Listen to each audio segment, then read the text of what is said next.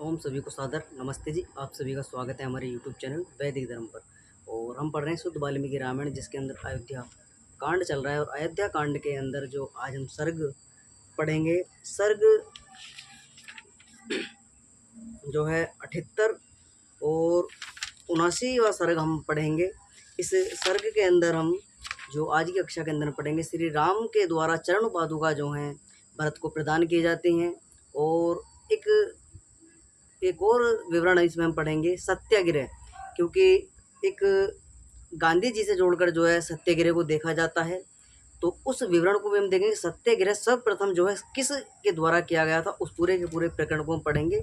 ऐसा लोगों को यही गलत धारणा चली गई है कि भाई से जो है गांधी जी के द्वारा सत्याग्रह सर्वप्रथम किया गया था, अपनी बातों को मनवाने के लिए, अपनी जो भी उनके कार्य होते थे उनको मनवाने के लिए जो है गांधी जी सत्याग्रह का सहारा लिया करते थे। तो यहाँ पर देखने को मिलेगा कि सर्वप्रथम जो है भरत जी के द्वारा सत्याग्रह किया जाता है श्री राम को मनाने के लिए, आज्ञा उनको देने के लिए कि भाई आप जो है अयोध्या नगरी लौटिए। उस पूरे के पूरे प्रकरण को हम ध्यानपूर्वक पढ़ेंगे। तो जितने भी लोग चैनल से जुड़े हुए हैं, चैनल को सब्सक्राइब कर लें, वीडियो को लाइक कर दें। कोई शंका है कमेंट बॉक्स में आप लिख सकते हैं। इस पूरे के पूरे प्रकरण को हम पढ़ेंगे, क्योंकि सत्याग्रह को हम यहाँ पर समझाया गया है महर्षि वाल्मीकि के द्वारा कि सर्वप्रथम सत्याग्रह की जो शुरुआत थी वो भरत जी के द्वारा की गई थी। तो इस अपने कक्षा को प्रारंभ करते हैं और पढ़ेंगे हम। श्री राम के द्वारा चरण पादुका प्रदान की जाती हैं, पुनः विनती की जाती है।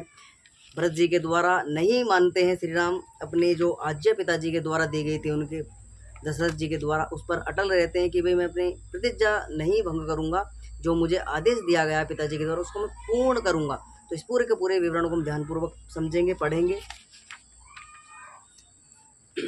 तो कक्षा को प्रारंभ करते हैं अपनी। तो श्लोक आया है, एवा मधुरमुक्तस्ततो गरुणाराघव सव्यमा प्रत्युवाच समीस्मना वशिष्ठ पुरुषवा। जब गुरु वशिष्ठ ने मधुर शब्दों में इस प्रकार कहा, तब नरसिंह श्री राम ने अपने समीप विराजमान गुरुदेव को उत्तर दिया, यथाशक्ति प्रादने स्नान पचुदाने चाह नित्य प्रियवादने तथा सर्वर्धने चाह यत्मना पित्रो व्रता नित्य क्रोधता सदा ना सुपित्रा ततो मात्रा पित्रा त्याजकृतमा यथाशक्ति भोजन आदि देने देने स्नान और शयन आदि का प्रबंध करने, मधुर भाषण और सम्यक लालन पालन के द्वारा माता पिता अपने पुत्र पर जो उपकार करते हैं उसका प्रतिकार संतान किसी भी प्रकार नहीं कर सकती है। तो श्री राम जी यहाँ पर उत्तर देते हैं।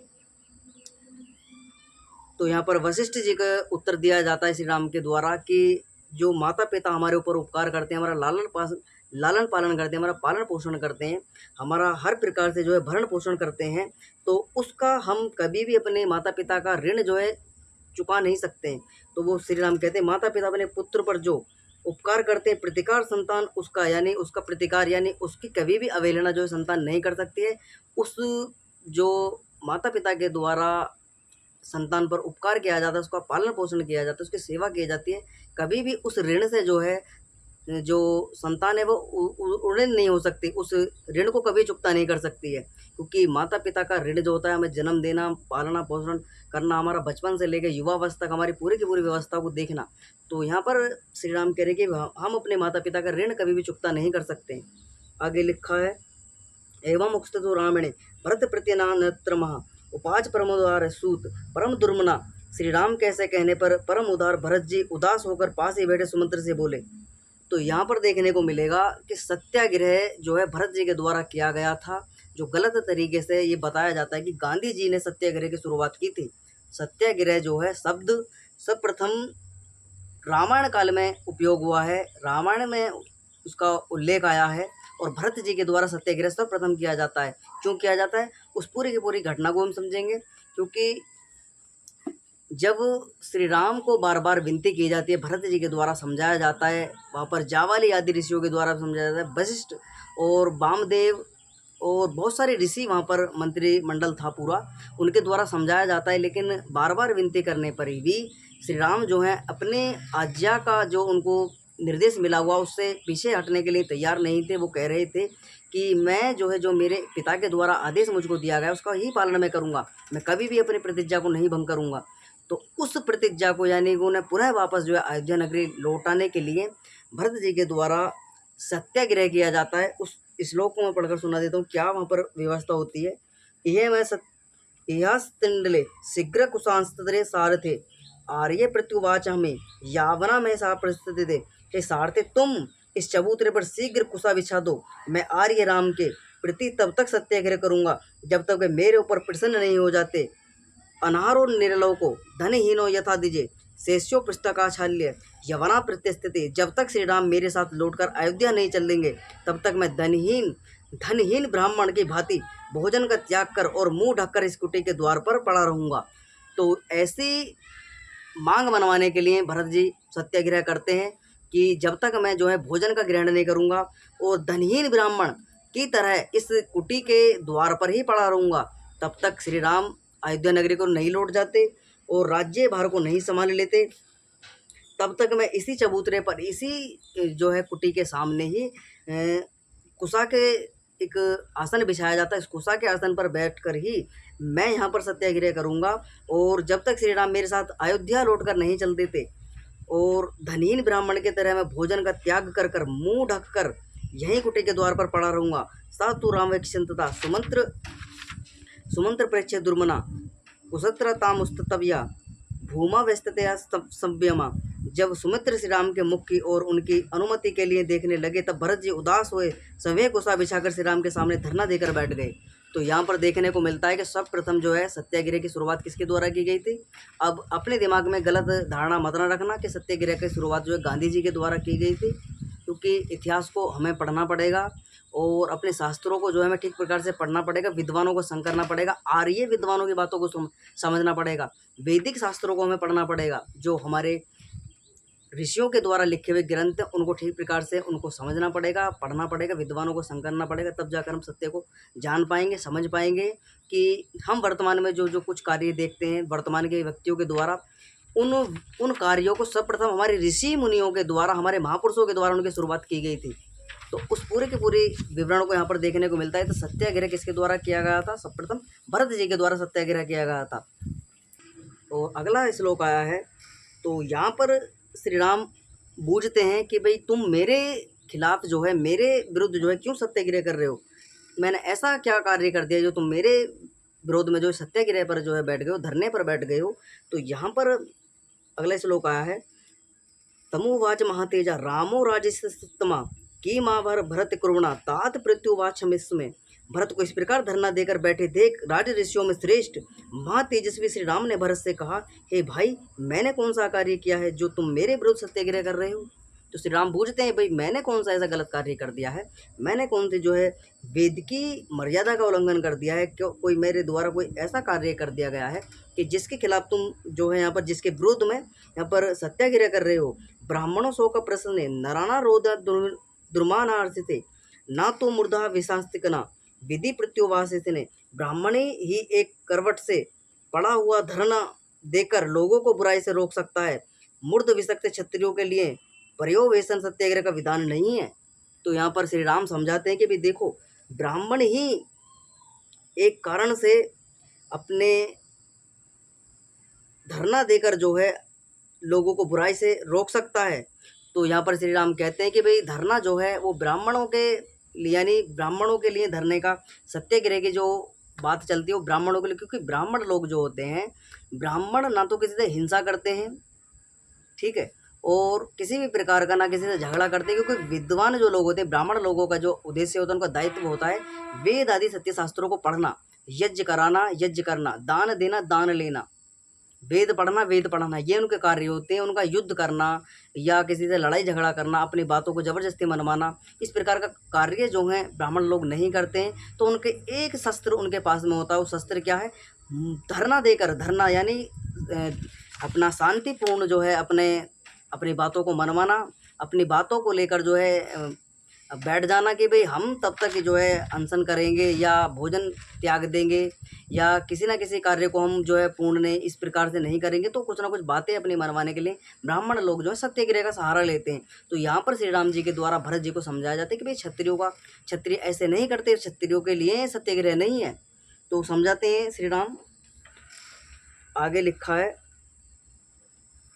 उत्तिष्ठता नारसार्दूले हित्वादात द्रोणा वर्तमा प्रियवर्मिता छिप्रिया अयोध्या यही राघवा हे नरकेसरी, तुम इस कठोर व्रत को छोड़कर खड़े हो जाओ। रघुकुल शिरोमणि भरत, तुम यहाँ से शीघ्र ही अपने श्रेष्ठ नगरी अयोध्या को चलो। तो वो कहते हैं श्री राम कि हे नरकेसरी, तुम कठोर व्रत को छोड़ो, इस सत्याग्रह को जो है समाप्त करो, और जो तुम्हें उत्तरदायित्व पिताजी के द्वारा दिया गया है राज्य का, उस राज्य के उत्तरदायित्व को तुम संभालो और यहाँ से शीघ्र जो है तुम अयोध्या के लिए प्रस्थान करो। अगला श्लोक है आसीनास्तत्वे भरत प्रोजाना जनपदे जनमा उवाच सर्वते प्रेक्षय किमानार्सु शास्त्रते। इस प्रकार धरना देकर बैठे हुए भरत अपने चारों ओर बैठे हुए पुरी वासियों और जनपद वासियों की ओर देखकर बोले, आप सब लोग आर्य राम को क्यों नहीं समझाते। तो भरत जी कहते हैं कि भाई आप भी विनती कीजिए श्री राम से, वो हो सकता है आप में से किसी की बात मान लें और अयोध्या नगरी को चलें। तो उनसे भी विनती की जाती है, नगरवासियों से, ऋषियों से और बंधु बांधवों से, जो उनके इष्ट मित्र और परिवार के सदस्य थे। तो वहाँ पर विनती श्री राम करते हैं, तेता तमुषराहत्मना प्रोजा जनपदा जनः काकुस्तमा विजानमे सम्यक वदति राघवा ऐसो ही महाभागा पित्रो वचसी तिष्ठति एता वैनासक्तता समो व्यावृत्य तुजस्तता। तब पुरी वासी और जनपद वासी भरत जी से कहने लगे, हम लोग अच्छी प्रकार जानते हैं कि आप जो कुछ कह रहे हैं वे ठीक कर रहे हैं, परंतु क्या किया जाए, ये महाभाग श्री राम अपने पिताजी के आदेश पर दृढ़ हैं, हम लोग इन्हें वापस लौटाने में अपने आप को असमर्थ पाते हैं। तो वो नगरवासी कहते हैं, आप जो कार्य कर रहे हैं बहुत अच्छा कर रहे हैं, आप विनती कर रहे हैं ठीक है, लेकिन हम भी इनसे याचना कर चुके हैं, हमने इनको समझा लिया है, लेकिन ये अपने पिताजी की आज्ञा के विरुद्ध जाने के लिए तैयार नहीं है। कह रहे कि मैं अपने पिता के द्वारा जो आदेश दिया गया है उससे मैं विरुद्ध नहीं जा सकता, उसको पूर्ण नहीं करूँगा। मुझे 14 वर्ष का वनवास मिला है तो मैं 14 वर्षों का वनवास ही काटूँगा। तो वो अयोध्या नगरी वासी जो हैं वो कहते हैं वापस लौटने के लिए तैयार ही नहीं है, असमर्थ हैं इनको वापस लौटाने में। तेजसा महायज्ञ वचना रामो वचनामृतिते उत्तिष्ठता महाभाऊ माँ चास्पर्शे तथोदकमा। उन सब लोगों के इन वचनों को सुनकर श्री राम बोले, हे महाभाऊ, अब उठो और क्षत्रियों के अयोग्य सत्याग्रह के कार्यों को प्रस्थित करने के लिए आचमन कर मुझे स्पर्श करो, आगे विवाद ना बढ़ाने का संकल्प लो। तो यहाँ पर श्री राम समझाते हैं कि भाई देखो, वचनों को सुनो अपने। जो सब लोगों ने इन वचनों को सुनकर श्री राम बोले, हे महाभाऊ भरत, अब उठो और क्षत्रियों के योग्य सत्याग्रह का कार्य का प्रश्चित करने के लिए आचमन करो, मुझे स्पर्श करो, आगे विवाद बढ़ाने का संकल्प लो। तो यहाँ पर रोका जाता है, उनसे कहा जाता है संकल्प लो, आप इस प्रकार का हट, इस प्रकार का जो है जो सत्याग्रह का जो कार्य आप वर्तमान में कर रहे हैं, इस प्रकार का आप कभी जो है नहीं करेंगे, संकल्प लो। अथोस्तता जला सपृष्ठवा भरता वाक्यम वृत्ते श्रृणवन्तु तो प्रसिद्धो मंत्रिणा श्रेष्ठता।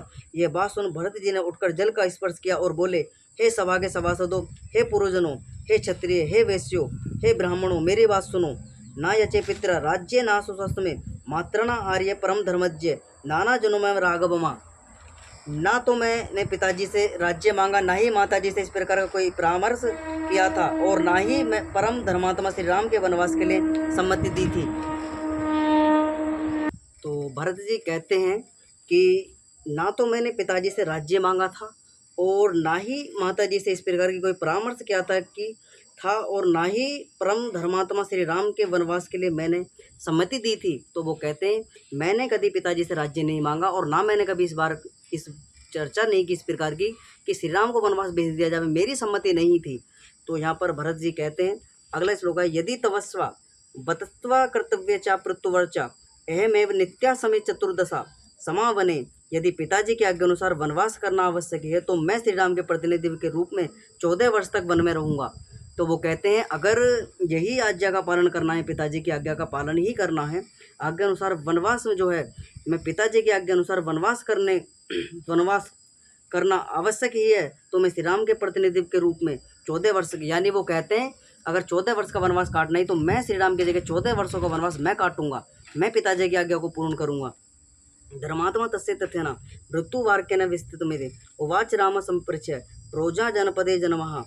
धर्मात्मा राम भरत जी के सत्य वचनों को सुनकर अति विस्मित हुए और फिर पुरुजनों और जनपद वासियों की ओर देखकर बोले, विकृत्य महिते कृत्य यति पुत्रः जीवता मम ना लोके पेहतु संख्य मया व भरतने वह।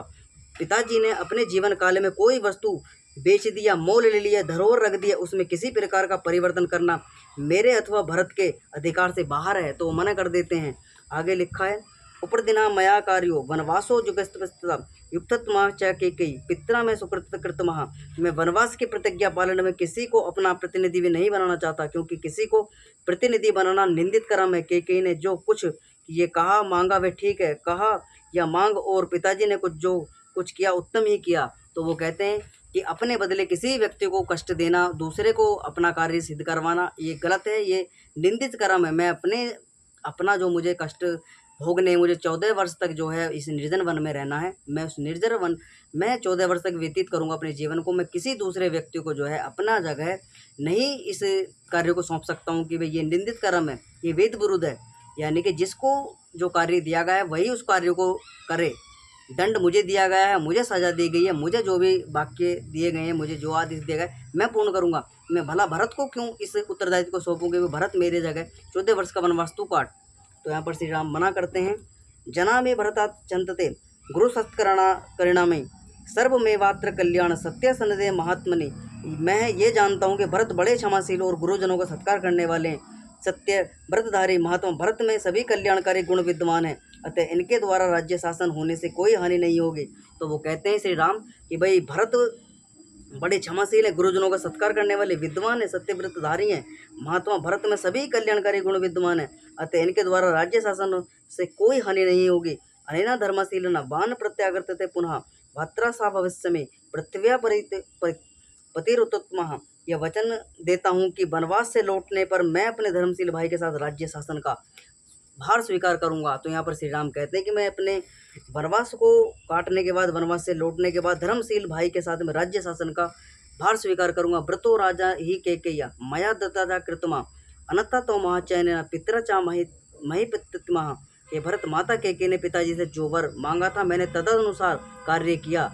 तुम भी केके के को दिए गए दूसरे वर के अनुसार राज्य ग्रहण कर पिताजी को मिथ्या भाषण के दोष से मुक्त करो। तो यहाँ पर श्री राम कहते कि भाई मुझे जो केके के द्वारा आदेश दिया गया था उसको मैं निभा रहा हूँ। मुझे 14 वर्ष के लिए वनवास दिया गया था, मैं 14 वर्ष के वनवास को ही काटूंगा। तो मैं राज्य के ग्रहण करने के लिए कहा गया, तुम राज्य का ग्रहण करो, अपने कार्य को समझो, अपने उत्तरदायित्व को समझो और पिताजी को मिथ्या भाषण के दोष से मुक्त करो।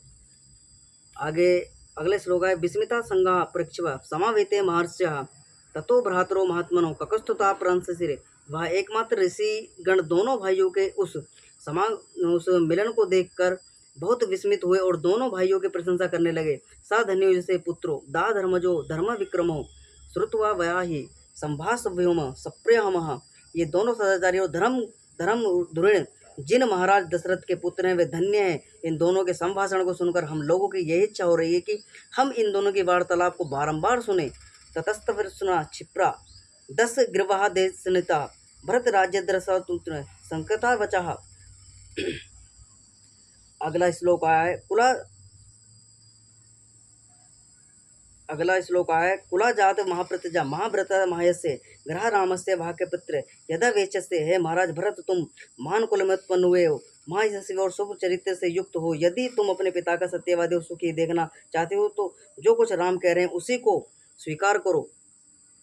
तो वो कहते हैं कि भाई तुम अपने पिताजी की आज्ञा का पालन करना चाहते हो, सत्यवादी और सुखी देखना चाहते हो, तो जो कुछ राम कह रहे हैं उसी का तुम स्वीकार करो। सदा निमा रामा वयस्समे पितृ अर्णच के स्वर्गा दशरथो गता। हम लोगों की यही हार्दिक इच्छा है कि श्री राम पिताजी के ऋण से अनर्ण हो, क्योंकि केके के ऋण से मुक्त होकर ही महाराज दशरथ स्वर्गवासी हुए हैं।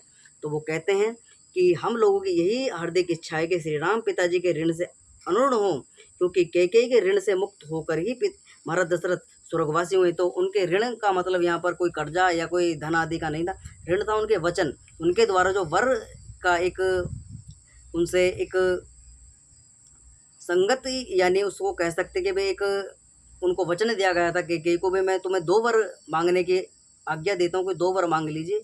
तो उन दोनों वचनों को पूरा जो है राजा दशरथ करते हैं। एक में 14 वर्ष का वनवास जो है राम को दिया जाता है, दूसरा जो है भरत को राज्य अधिकारी बना दिया जाता है। तो उन दोनों वचनों से ऋणों से उदित होकर जो है महाराज दशरथ स्वर्गवासी हुए। तो इस प्रकार का वृत्तांत वहाँ पर बताया जाता है। अब 79वां सर्ग हम पढ़ेंगे, जिसमें श्री राम के द्वारा चरण पादुका प्रदान जो है भरत जी को की जाती हैं। तो आपसे बार बार अनुरोध है, वीडियो को लाइक कर दें, चैनल को सब्सक्राइब कर लें। कोई शंका है कमेंट बॉक्स में आप लिख सकते हैं। इस पूरे के पूरे विवरण को ध्यानपूर्वक आप समझना। उस समय पर श्री राम के जीवन से जो घटनाएं जुड़ी हुई हैं, क्या क्या उस समय पर हुआ था, क्या क्या घटना वहाँ पर हुई थी, जो गलत तरीके से आक्षेप लगाए जाते हैं श्री राम के जीवन को कलंकित करने के लिए, ऋषि महर्षियों को बदनाम किया जाता है। कल हमने एक पूर्व की कक्षा में पढ़ा था श्री जो ऋषि जावाली हैं उनको किस प्रकार से नास्तिक ऋषि के रूप में दिखाया जाता है कि सर्वप्रथम जो नास्तिक हुआ वो जावाली ऋषि हुए, जबकि वो कुछ परिस्थितियां भी वहाँ पर जावाली ऋषि के द्वारा बताई गई थी, वो भी हमने पूरा समझा था। तो इसी प्रकार से हमें समझना पड़ेगा, शास्त्रों को पढ़ना पड़ेगा, उसको मनन करना पड़ेगा, चिंतन करना पड़ेगा, विद्वानों की शरण में जाना पड़ेगा, वेद आदि सत्य शास्त्रों को पढ़ना पड़ेगा, ऋषि मुनियों के द्वारा जो लिखे हुए ग्रंथ हैं उनको पढ़ना पड़ेगा, विचार विमर्श करना पड़ेगा। तब जाकर हमें जो है सत्य का पता चलेगा कि वास्तव में हमारे पूर्वजों का चरित्र कैसा था, क्यों उसको कलंकित किया गया है। तो इस पूरे के पूरे प्रकरण को आप ध्यानपूर्वक जो है कक्षा को सुने, पढ़ें, मनन करें। तो अब हम अगला श्लोक आया है, त्रिस्तताग्रस्तु भरत चा वाचा सज्जन नमः कृतांजलि वाक्य राघवम और पुनः प्रवर्तिते। तो वो कहते हैं कि ऋषियों द्वारा राम के पक्ष का समर्थन करते हुए ऋषियों की वाणी से प्रेम करने वाले भरत, तो वो कहते हैं कि भाई मैं जो हैं जो वहाँ पर व्यक्ति थे, ऋषिगण थे, उनके द्वारा राम के पक्ष का समर्थन करते हुए ऋषिगण कहते हैं कि जो श्री राम यहाँ पर कह रहे हैं वो उस बात को तुम्हें मान लेना चाहिए। भरत को समझाया जाता है ऋषियों के द्वारा। अगला श्लोक आया है, जा जातस्य च योधश्च मित्रणा स्वधाश्चते नः तवामेव पथिक कंचित चिंतते प्रियाजन भी कृषकः बंधु बांधव सैनिक इष्ट मित्र और शुभ चिंतक ये सब के सब आपके राज्य शासन की उसी प्रकार प्रतीक्षा करते हैं जैसे कृषक जल बरसने वाले मेघ की प्रतीक्षा करते हैं। तो श्री राम के जो भरत जी हैं वो कहते हैं कि ये सभी लोग जो हैं इस प्रकार से आपकी प्रतीक्षा कर रहे हैं, बंधु बांधव इष्ट मित्र ये सभी शुभचिंतक ये सब के सब आपके राज्य सिंहासन की उसी प्रकार से प्रतीक्षा कर रहे हैं जिस प्रकार जल बरसने वाले मेघ की प्रतीक्षा कृषक लोग किया करते हैं। तो इस प्रकार का अलंकृत वर्णन यहाँ पर जो है किया गया है, इदा राज्य महाप्रजा सत्य प्रतिविद ही शक्तिमान से काकुस्तता लोकस्य परिपालने, हे महाप्रजा राम आप इस विस्कृत राज्य को ग्रहण करो और जिसे चाहो राज्य सिंहासन पर आसक्त करो, बैठा दो, क्योंकि हे रघुकुल शिरोमणि आप संपूर्ण लोक के प्रजा का पालन करने में समर्थ हैं। इक्तवत्व न्याय प्रदत्तवर्तत्व पाद्योरभरतस्तदा भ्रंश संप्रयास्तम वासः राम वेव प्रिया वदते। यह कहकर भरत जी अपने भाइयों के चरणों में गिर पड़े तथा बार बार प्रिय शब्दों में उनसे राज्य ग्रहण करने की प्रार्थना करने लगे। तमंग के भ्रातरा कृत्वा रामा वचन वर्तिते आगता वत्म बुद्धिया सौजा वैन्य के चाह च भ्रसुत्वासते तात रक्षितो पृथ्वीमपि। चरणों में पड़े हुए भरत को अपने पास बिठाकर श्री राम बोले, मेरे वनवास के विरुद्ध और राज्य सिंहासन स्वीकार कर किसी अन्य को राज्य सिंहासन पर नियुक्त करने की जो स्वाभाविक और विनम्र बुद्धि तुम में आई है, इससे स्पष्ट है कि तुम संपूर्ण पृथ्वी का शासन अच्छे प्रकार कर सकते हो। तो यहाँ पर कहा जाता है श्री राम के द्वारा तुम जो है शासन को ठीक प्रकार से चला सकते हो, राज्य का पालन पोषण तुम ठीक प्रकार से कर सकते हो, प्रजा का पालन पोषण तुम कर सकते हो, ठीक प्रकार से रक्षा का प्रबंध जो है तुम राज्य की कर सकते हो। आत्मचेता सासुदे बुद्धिमश्चदा मंत्री विवाह सर्व कारणे संपन्न सुमहत्व कार्य। अब तुम राज्य भक्त प्रधान सचिव और बुद्धिमान मंत्रियों के साथ समस्त बड़े बड़े कार्यों में परामर्श कर राज्य को सुव्यवस्था करो।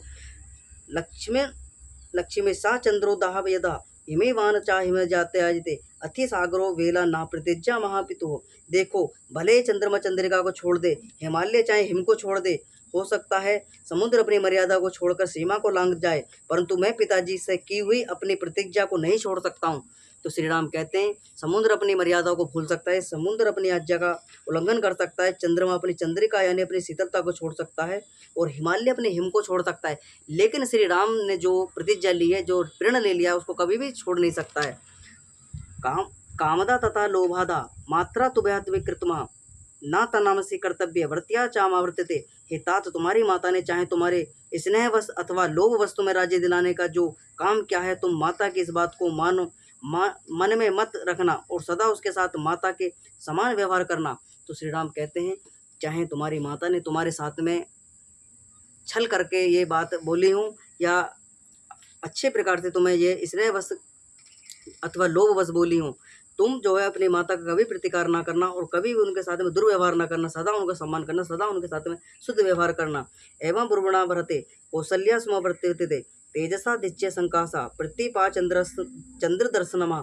सूर्य के समान तेजस्वी और चंद्रमा के समान प्रिय दर्शन श्री राम कैसे कहने पर भरत जी बोले, अधिरोहार्य पादव्या पादुके हेमे भूषिते अते ही सर्वलोकस्य योगक्षेम विद्यास्ते। हे आर्य सर्व स्वर्ण भूषित इन पादुकाओं पर अपने चरण रखिए, क्योंकि अब ये चरण पादुकाएं ही सारी प्रजा का योग क्षेम करेंगी। तो यहाँ पर चरण पादुका देने के लिए, उन पर पैर रखने के लिए श्री राम से कहा जाता है कि भी इन चरण पादुकाओं में अपने पैर रखिए और यही चरण पादुका को रखकर मैं राज्य का संचालन करूँगा। आगे लिखा है, सो ध्रुदा नाव्यग्रा पदुके हर्व्यहा चाना प्रत्यक्षा सुमातेजा भरते महात्मने। महातेज नर केसरी राम ने उन खड़ाओं पर आरूढ़ होकर और फिर उन्हें पैरों से उतार कर भरत को दे दिया।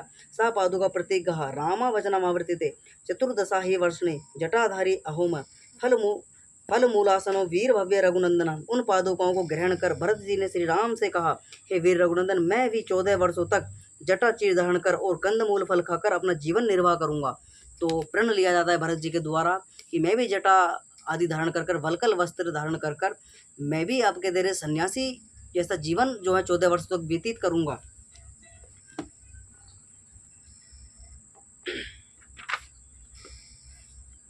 अगला श्लोक आया है, तो अगला श्लोक आया है, तवा माँ गमना कांक्षा वंशवे नार नगराता वही तवा पादुकर से राजतंत्रा परंतपा। आपके आगमन की प्रतीक्षा करता हुआ मैं नगर में वास करूंगा, परंतु आपके चरण पादुकाओं को राज सिंहासन पर रखकर मैं राज शासन का प्रबंध करूंगा। चतुर्दशे ही संपूर्णा वर्षे घानी रघुत्तमा ना दृक्षमे यदि तवः प्रच्छा में हुत्वास्तु नमः। हे रघुकुल श्रेष्ठ, यदि 14 वर्ष पूर्ण हो जाने पर पहले दिन ही मैंने अयोध्या में आपके दर्शन नहीं किए तो मैं अग्नि में कूदकर भस्म हो जाऊंगा। तो यहाँ पर श्री राम से कहा जाता है भरत के द्वारा, अगर 14 वर्ष पूर्ण होते ही पहले ही दिन तुम अगर अयोध्या नगरी नहीं लौटे तो मैं आपकी प्रतीक्षा करते हुआ शाम तक जो है आपकी प्रतीक्षा की जाएगी। अगर तुम नहीं लौटे तो आप भरत को जो है मृत्यु, यानी मैं अपने आप के शरीर को भस्म कर लूँगा, मृत्यु का ग्रास बन जाऊँगा, मैं अपने शरीर को भस्म कर दूंगा, दाह संस्कार अपना जो है अपना अग्नि में दाह कर लूँगा। अगला श्लोक है, ततिथि चा प्रतिज्ञा चा प्रतिविज्ञा साद्रमा शत्रुघ्न चा परिविश्चय भरत चेदाम अवृत्ते। बहुत अच्छा, ऐसा कहकर राम ने भरत और शत्रुघ्न को हृदय से लगाया। फिर भरत से बोले, मातृ रक्षक के माँ रोष क्रूता प्रतीते मया चा सीताए चैव सपतो से हर रघुस्तमा इत्युक्त्वा सुप्रत्यक्षो भ्रातरा विसर्ज्य। देखो, माता केकई की रक्षा करना और उन पर कभी क्रोध मत करना। हे रघुनंदन, इसके लिए तुम्हें मेरी और सीता की शपथ है। ये कह और नेत्रों में आंसू भर श्री राम ने दोनों भाइयों को वहाँ से विदा किया। तो वहाँ से श्री राम प्रतिज्ञा लेते हैं कि भी मैं 14 वर्ष, जैसा तुम कहते हो 14 वर्ष के प्रथम दिन ही पूर्ण होते ही मैं लौट आऊँगा, और तुम्हें शपथ है मेरी और सीता की कि कभी तुम केकई को जो है, केकई की रक्षा जो है तुम्हें करनी है और केकई पे कभी जो है क्रोध तुम्हें नहीं करना है। तुम्हें जो है अपने इस राज्य का संचालन ठीक प्रकार से जो है करना है। तो अगला श्लोक है, तथा शीर्षित कर्तवा पादुके भरतस्तदा आरोहित रथाष्टवा शत्रुघ्न समवेतिते। भाई से विदा होकर भरत उन पादुकाओं को सिर पर रखकर प्रसन्न भाव से शत्रुघ्न सहित रथ पर सवार हुए। वशिष्ठो वामदेव जावाली दर्दवता अग्रता प्रियो सर्वमंत्रिगणों मंत्र पूजिता द्रवृता वशिष्ठ वामदेव जावाली तथा अन्य मंत्री सभी आगे आगे चले। सिगधा गणविवृतृष्णा सेनोदा पहने सब पयान प्रभु अयोध्या भरत। तो सभी लोग जो हैं नगरवासी, सभी जो वहाँ पर आए हुए थे, उपस्थित थे, सभी व्यक्ति वहाँ से वो प्रस्थान करते हैं, अयोध्या नगरी को लौटते हैं। तो जैसे जैसे मार्ग में उन्होंने यमुना के किनारे पर महर्षि भारद्वाज के आश्रम में निवास किया था, कुछ समय व्यतीत किया था, ऐसे ऐसे वापस लौटते हैं महर्षि जो है भारद्वाज जी से मिलते हुए, उन्हें कुशल मंगल कहते हुए, और फिर श्रृंगारपुर जो वहाँ का राजा था, उस श्रृंगारपुर के राजा से मिलकर जो है अपने नगर को वापस लौट जाते हैं। वहाँ से पूरा का पूरा वृत्तांत बताते हैं कि भाई ऐसा ऐसा हुआ है। वो हमने पूरी विनती थी उनसे की कि आप अयोध्या नगरी लौटिए, लेकिन वो अपनी बातों को, अपनी आज्ञा का उल्लंघन और पिताजी की बात का जो है उल्लंघन नहीं किया। उन्होंने अपने वो आरुण है, उन्होंने मना कर दिया कि मैं 14 वर्षों का वनवास काट कर ही नगर में लौटूंगा। तो इस प्रकार से वो वहाँ पर समझाते हैं, अपने नगर को वापस लौट जाते हैं।